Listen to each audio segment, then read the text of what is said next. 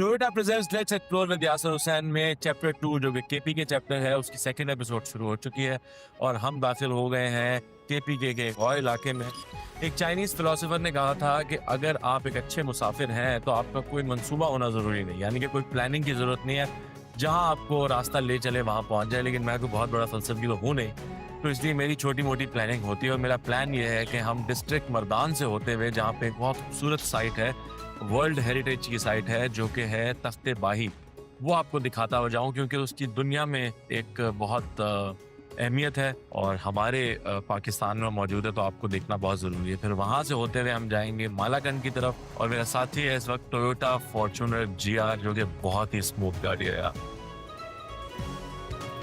वो कहते हैं ना कि जो चीज जिसके नसीब में होती है उसी को मिलती है। मैंने रावलपिंडी में अपनी वालदा की कब्र पर डालने के लिए कुछ फूल लिए थे, लेकिन वो फूल इस गाड़ी में रह गए और मैं दूसरी गाड़ी में उस कब्रिस्तान चला गया तो फूल नहीं डल सके। यहाँ आते हुए अचानक मेरी नजर एक कब्रिस्तान पर पड़ी और मैं वहां रुका। सोचिए, रावलपिंडी से खरीदे हुए फूल यहाँ किसी की कब्र पर डले।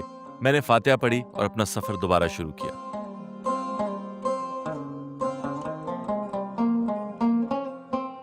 टोयोटा फॉर्च्यूनर जो है इस तरह की सड़कों के लिए किसी जमाने में ये सड़क बनी होगी, लेकिन इस वक्त जो है इसका पाल नामुनासिब है, तो उसके लिए ये गाड़ी बहुत ही महंगा। आपको सड़क का कुछ दादा तो बुरा होगा किस टाइप की है, लेकिन इस पे गाड़ी बिल्कुल हमें कोई ऐसा फील नहीं हो रहा है कि सियासी रोड से जा रही है, बहुत स्मूथ है। अगर कोई आम गाड़ी होती तो उसको बहुत ध्यान से चलाना, ये रफ एंड टफ गाड़ी है।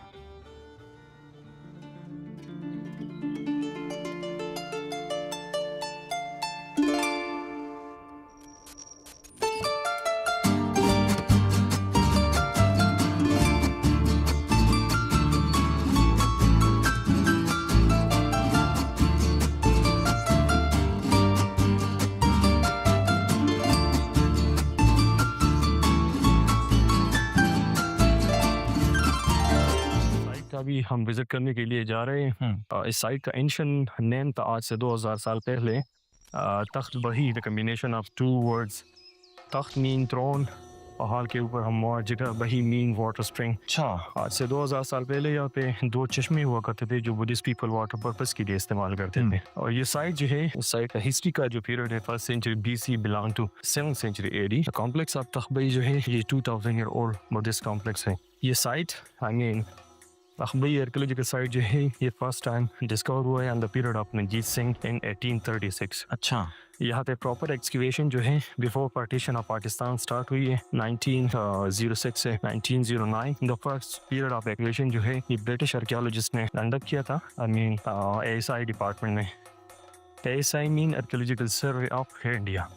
सेकंड पीरियड ऑफ एक्सक्यूवेशन जो है ये 1910 से 1913 तक yeah, during the time of excavation, with sculptures, coins, beads is restored that time that all are shifted from here to British Museum. वो जा चुके हैं सब। हाँ, the line is for differentiation ताकि हर किसी को पता चले कि इस स्ट्रक्चर में, इस मुनासिब में कौन सा एरिया जो है वो टाइम टू टाइम रिजर्व हुआ है और कौन सा एरिया जो है वो ओरिजिनल हालत में है। तो इस लाइन से यहाँ से बेस से लेकर यहाँ तक ये इनर साइड स्ट्रक्चर जो है ये ASI वालों ने before partition of Pakistan, ASI में आर्कियोलॉजिकल सर्वे ऑफ इंडिया 1946 में ये एरिया जो है ये प्रिजर्व हुए और इस लाइन के अपर साइड पे ये सारा स्ट्रक्चर जो है ये ओरिजिनल है, 2000 ईयर ओल्ड। आर्टिस्ट बनने से पहले मैं एक आर्किटेक्ट भी था। बचपन से ही मुझे तारीखी इमारतें बनाने का बहुत शौक था। फिर किसी ने मुझे बताया कि तारीखी इमारतें तो बन चुकी हैं, वो तो तारीख में ही बनती हैं। तो फिर मैंने सोचा क्यों ना इन तारीखी इमारतों को ढूंढ ढूंढ कर इनमें से गलतियां निकाली जाएं। मेरी उकाबी नजरों से कोई भी गलती बच नहीं सकती थी। पूरी इमारत ईस्ट ओपन थी जबकि इसे वेस्ट ओपन होना चाहिए, क्योंकि हवा वेस्ट से चलती है। और इस गलती की निशानदेही जब मैंने माहिरीन से की तो सबसे पहले तो उन्होंने मुझे शट अप कहा और उसके बाद बताया कि क्योंकि इमारत बहुत ऊंची है और इतनी ऊंचाई पे हवा हर तरफ से ही चलती है। खैर, मैंने उन्हें बताया कि कंस्ट्रक्शन तो बहुत अच्छी है लेकिन ये प्राइम लोकेशन नहीं। मार्केट, शॉपिंग मॉल, यूनिवर्सिटी सब यहाँ से दूर है। उन्होंने कोई जवाब नहीं दिया और सिर्फ गुस्से से घूरते रहे। फिर मैं भी उनसे हाथ मिलाकर चल पड़ा।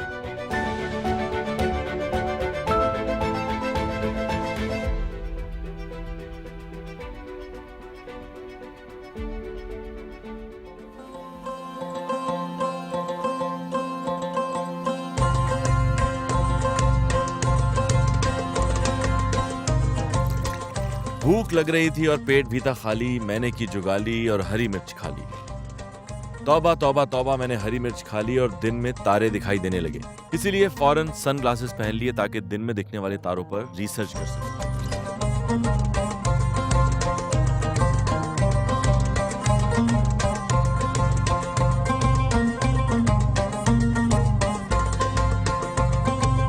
कितना प्यारा खूबसूरत नज़ारा है मालाकंड का, क्या अच्छा मौसम है।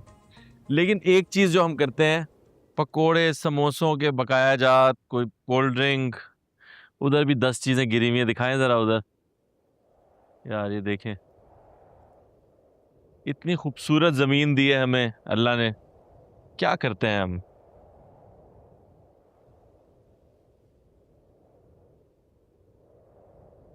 जितना भी पढ़ाई लिखाई हो जाए, अकल समझ आ जाए, पैसे आ जाए ये सब खरीदने के, मगर ये लोग नहीं बाज आते।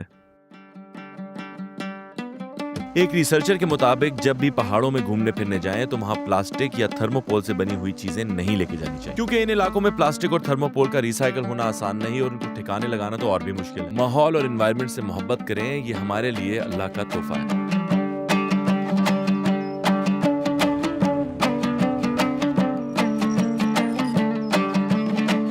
शहजाद भाई हैं और शहजाद भाई जो है वो पुलिस में काम करते हैं जी। शहजाद भाई मुझे बताएं कि ये अभी हम मालाकंड से अचानक हम कहाँ किस जगह पे आ गए? अभी जाएंगे इधर से गुजर के चिकदर आ जाएंगे।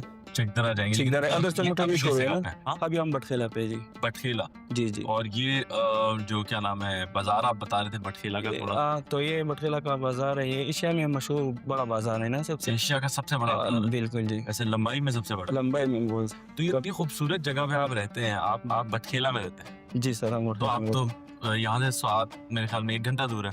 तकरीबन 1 घंटा 45 मिनट लग जाता है। और चिकदरा जाते हैं? चिकदरा तकरीबन 20-25 मिनट लग जाएगा।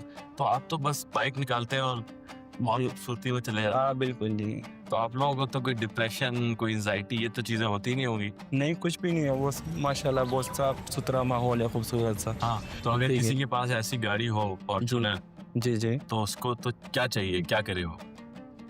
तो बस वो बस मजे करे ना, अच्छी गाड़ी हो तो बस।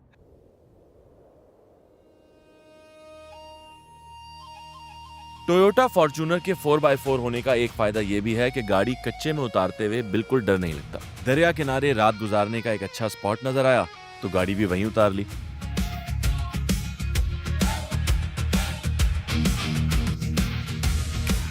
यहाँ पहुंचकर पता चला कि मैं तो एक अच्छा ट्रैवलर हूँ। कुर्सी, चूल्हा, लकड़ी, फ्राइंग पैन सब कुछ लेकर आया था, लेकिन फिर ख्याल आया कि पकाने के लिए तो कुछ लाया ही नहीं।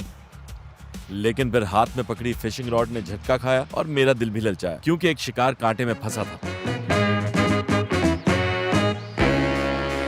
कुछ देर मछली का डांस देखा, फिर मछली थक गई, जाहिर है वो प्रोफेशनल डांसर तो थी नहीं। उसके बाद मैंने मछली को फ्राई करने का फैसला किया, क्योंकि आप जानते हैं कि मैं अच्छे ट्रैवलर और अच्छे आर्टिस्ट के साथ साथ एक बहुत अच्छा कुक भी हूँ। इसीलिए जुबैदा आपा के सारे टोटके और रेसिपीज से मदद लेने के बाद मैंने उस मछली को फ्राई कर लिया।